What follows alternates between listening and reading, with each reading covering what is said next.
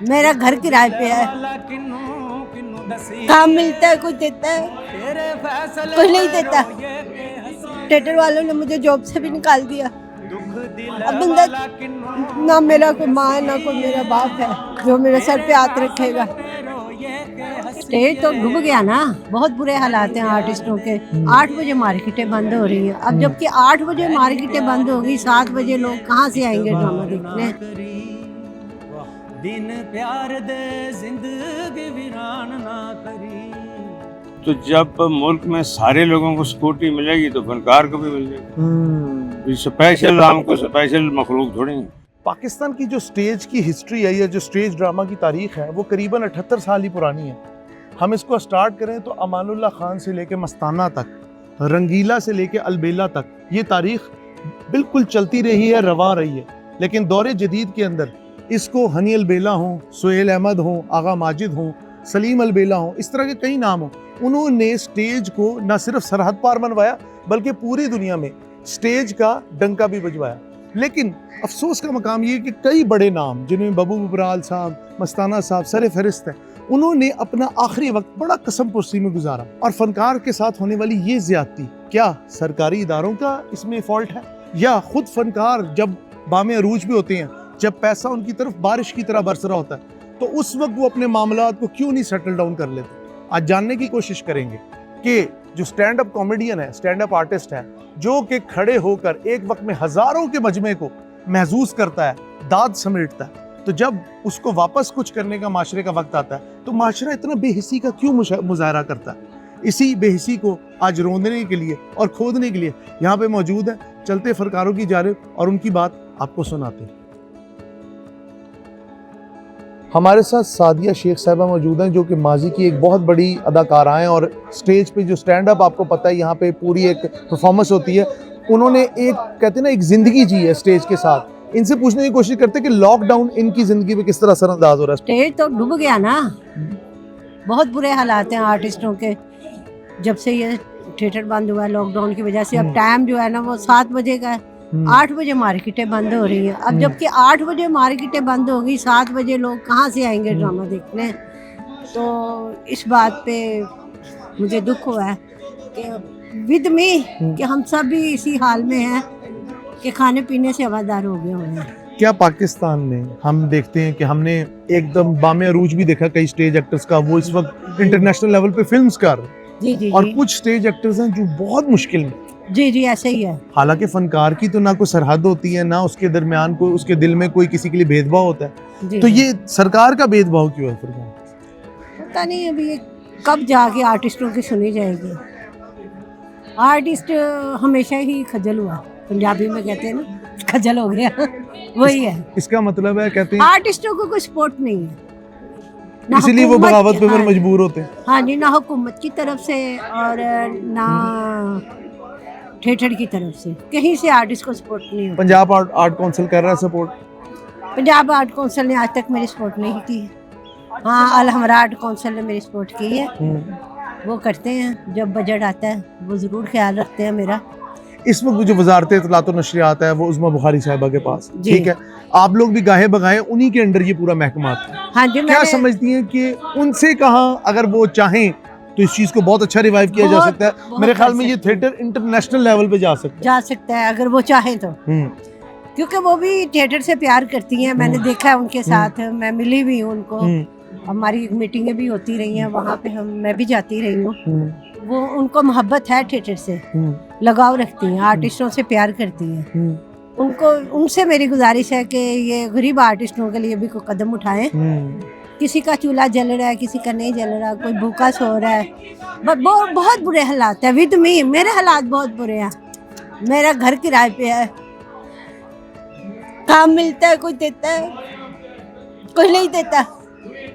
इतना मुश्किल वक्त, बहुत मुश्किल वक्त। अभी ईद के 4 दिन पहले मुझे थिएटर से, मैं जॉब करती थी, उन थिएटर वालों ने मुझे जॉब से भी निकाल दिया। अब बंदा ना मेरा कोई माँ है ना कोई मेरा बाप है जो मेरे सर पे हाथ रखेगा। बहुत मुश्किल वक्त गुजरा।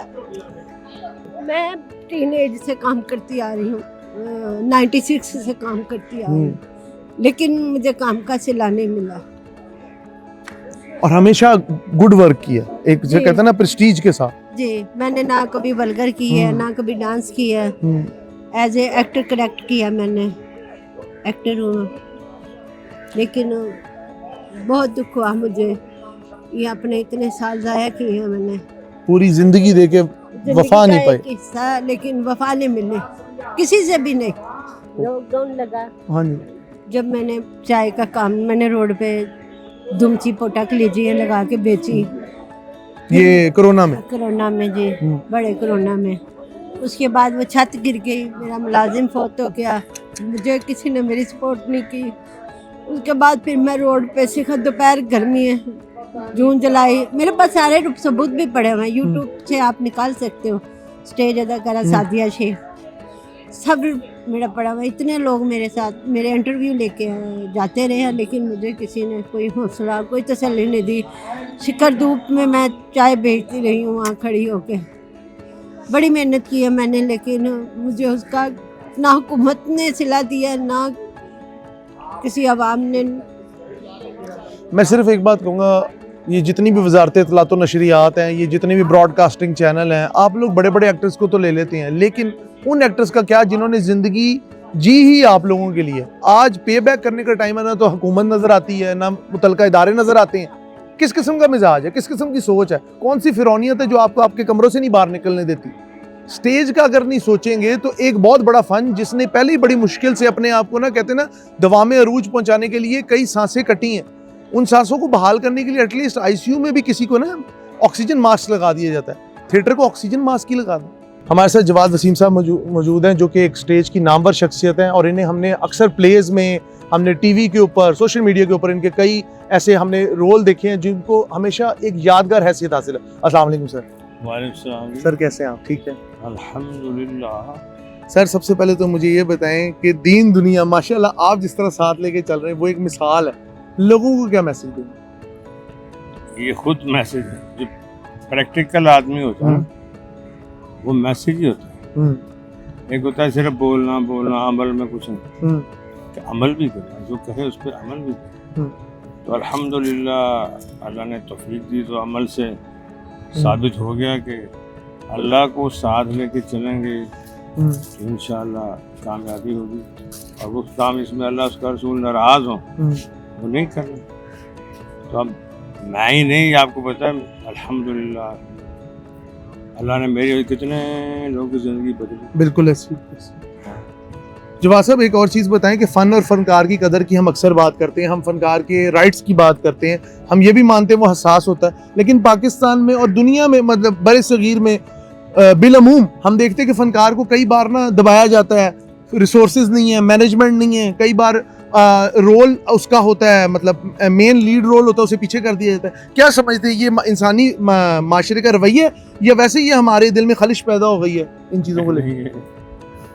जो जिस काबिल होता है उसको मिलता है, क्योंकि ये कमर्शियल काम है, इसमें सिफारिश नहीं चलती, ना इसमें दो नंबरी चलती है। जिसे आना ने करके शो बिजनेस, शो बिजनेस सामने आके करना है, ठीक है। उसने सिफारिश की, कुंवारी तो आगे तो मैं कुछ कर ही नहीं सका, तो ये बातें नहीं है। हाँ, वो जो आप कहते हैं ना एक फनकार सिक्योरिटी, तो जब मुल्क में सारे लोगों को सिक्योरिटी मिलेगी तो फनकार को भी मिल जाएगी। ये तो नहीं कि अकेले फनकार तो वीवीआईपी तो नहीं है ना आवाम में से, जैसे बाकी मुल्कों में हर गरीब आदमी को सिक्योरिटी, उसको सोशल फंड मिलते हैं, उसको बुढ़ापे का मिलता है। जब सबको मिलेगा हमें भी मिल जाएगा। तो स्पेशल राम को स्पेशल मखलूक थोड़ी है। लॉकडाउन ने इफेक्ट किया है, लाइट ही क्यों नहीं आई, तो हटी लाइट चलन रही है। जब लाइट ही नहीं, लोग ही नहीं, तो थिएटर कैसे चलेगा?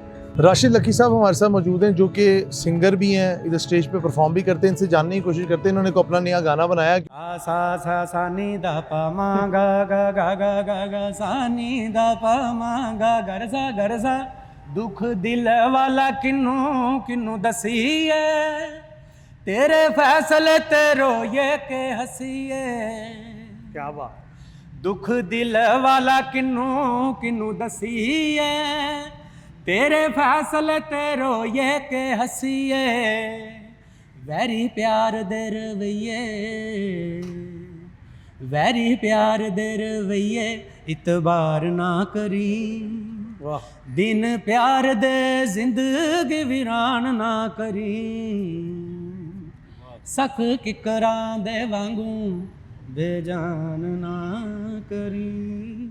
स्टिल मुझे बताओ, पाकिस्तान में फनकार की कदर है? सही सी बात बतानी है। देखिए नहीं है ना, नहीं है। नहीं ये देखिए वो बोले हैं ना, मुझे 30-35 साल हो गए स्टेज और टीवी में काम करते हुए, कोई लेकिन कदर यहाँ से कुछ हासिल नहीं हुआ, मैंने छोड़ दिया।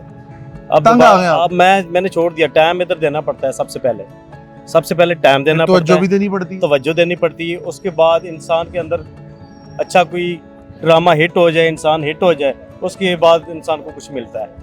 ठीक है, अब मैं ये 12 साल बाद फिर मैं आया हूँ। ये चांद कब निकलेगा ड्रामे में मेरा ये एंट्री है, इसमें मैं काम कर रहा हूँ। ये गोशी खान साहब मेरे उस्ताद हैं, उन्होंने मुझे बुलाया और मैं दोबारा फिर आया हूँ 12 साल बाद। मेरे साथ एक मशहूर मारूफ स्टेज के एक्टर मौजूद है, गोशी खान साहब। उनसे पूछते हैं कि वो जो ये एक्ट करवा रहे हैं और पंजाब आर्ट्स काउंसिल के ज़रिए तमाम ये काम करा रहे हैं, इससे आर्टिस्ट की मुश्किल किस हद तक हल हो रही है? अच्छा, सबसे पहली बात ये है कि पंजाब आर्ट काउंसिल ने यानी कि जो हमारे एग्जीक्यूटिव डायरेक्टर हैं महबूब आलम साहब और उसके साथ मुगीज़ बिन अजीज़ ऑपरेशन डायरेक्टर हैं जो मैं सबसे पहले बात करूंगा महबूब आलम साहब की। महबूब आलम साहब आर्ट लवर हैं और वो चाहते हैं कि हमारे पंजाब में जो थिएटर बेहरा रवि का शिकार हो गया या इसकी सिमत जो है ये कहीं और निकल गई है, उसको वापस उधर फैमिली की तरफ लेके आना। तो उस सिलसिले में उन्होंने इससे पहले सरगोदा में एक खेल करवाया जिसका नाम था कच्ची मट्टी के लोग। उसके बाद ये दूसरा खेल है जिसका नाम है चांद कब निकलेगा। उन्होंने मुझे एंगेज किया, ये उनकी मेहरबानी है। और हम वो उन लोगों को हमने कास्ट किया है अपने इस ड्रामे में जो कि प्रॉपर अदाकार हैं और फैमिली ड्रामा करना भी जानते हैं और करना भी चाहते हैं। तो ये चांद कब निकलेगा एक पंजाब आर्ट काउंसिल की बड़ी खूबसूरत काविश है। और इंशाल्लाह, और ये भी देखें जो मैं बताना चाह रहा हूँ कि ये इन्वेस्टमेंट करने के बाद आवाम के लिए फ्री है, बिल्कुल फ्री ऑफ कास्ट है, कोई टिकट नहीं है। फैमिलीज के साथ आएं और ये प्योर फैमिली ड्रामा होगा जो जिसकी आप बात कर रहे हैं, जो पहले आप देखते रहे। तो इंशाल्लाह ये वैसा ड्रामा होगा, अल्लाह की रहमत, रिवाइवल होगा। बिल्कुल थिएटर के रिवाइवल के लिए ही ये कर रहे हैं।